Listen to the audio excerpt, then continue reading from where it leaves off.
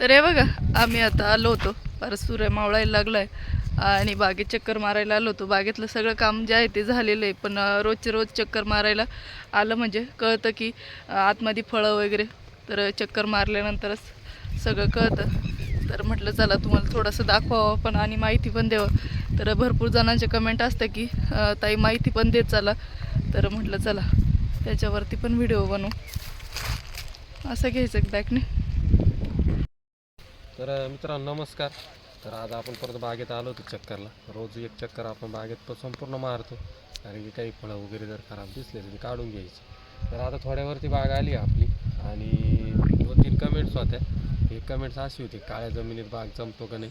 तर 100% आपली पूर्ण प्युअर काळी जमीन आहे, तरी आपला बाग 100% तिथं जमला आहे.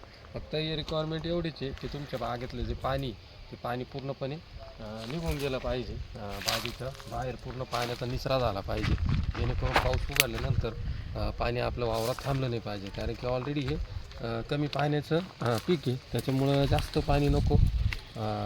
थांबलं म्हणजे जास्त पाणी याचं थांबलं नाही पाहिजे, कारण काटेरी वनस्पती नक्कीच तिला पाणी कमी लागतं. वेळेवेळेवरती पाणी ती रिक्वायरमेंट पण वाढते, व्यवस्थित बाग वगैरे भरतो त्यावेळेस. तर अशा पद्धतीने आता आपलं बाग व्यवस्थितरित्या हे झालं आहे आणि नक्कीच काळ्या जमिनीत पण बाग नक्की जमतो.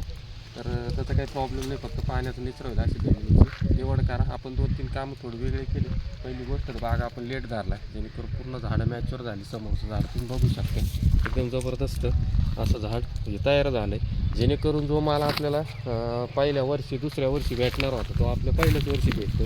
आता त्याचा फायदा असा झाला की थोडं मार्केट आता सध्या बरं आहे, त्याच्यामुळं मग नक्कीच आपली फळं वगैरे जास्त असल्यामुळं आपल्याला त्याचा एक फायदा झाला आणि झाडं पण मजबूत झाली, जेणेकरून पुढं चालू झाडं स्ट्रॉंग राहतील.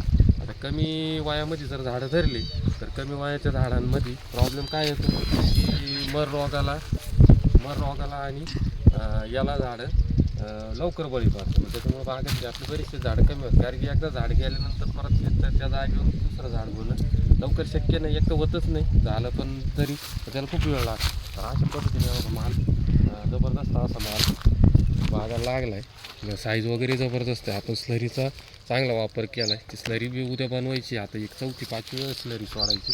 जवळपास एक 4.5 महिन्यापासून जसा बाग आपला म्हणजे 4.5 महिन्यात झाला तशी आपण स्लरी न्यायला सुरुवात केली. तर उद्या स्लरी तिचं जवळपास एक 5व्यांदा आपण तिला स्लरी सोडतो. त्या स्लरीचा फायदा म्हणजे कलर वगैरे साईज याला जबरदस्त झाला. कुठल्याही प्रकारचा आज काय आपल्याला त्याच्यामध्ये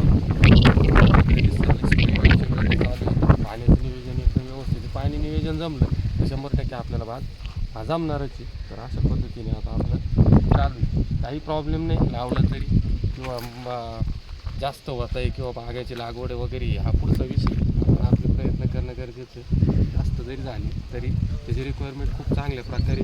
भाव जरी आता भावाचं काय झालं तर मध्यंतरी सुरुवातीला भाव जास्त वाढले होते, ते थोडेफार कमी झाले, म्हणून भाव काही कमी झालेले नाही आहे. जे भाव आहे ते आहे, फक्त ते जे जास्त वाढलेले होते त्याच्यात थोडी कमतरता आली.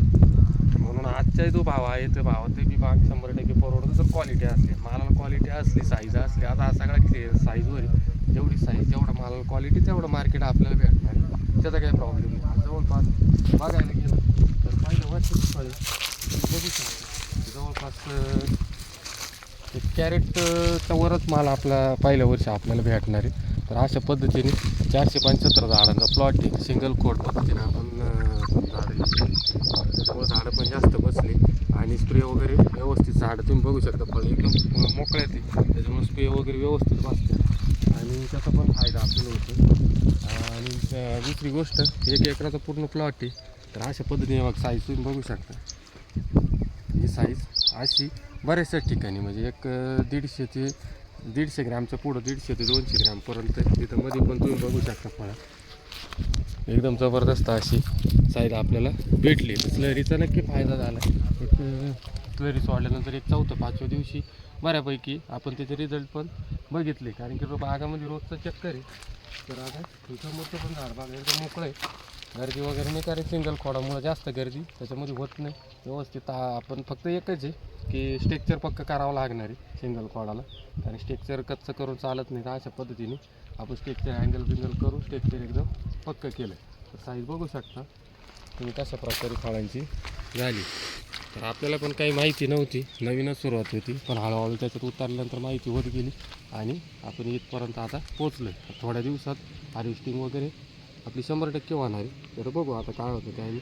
वातावरण पण आता सध्या क्लिअर आहे, पाऊस पण यावर्षी थोडा कमी, त्याच्यामुळे बाग पिकायला ती योग्य आहे. तर बघू आता काय होतं.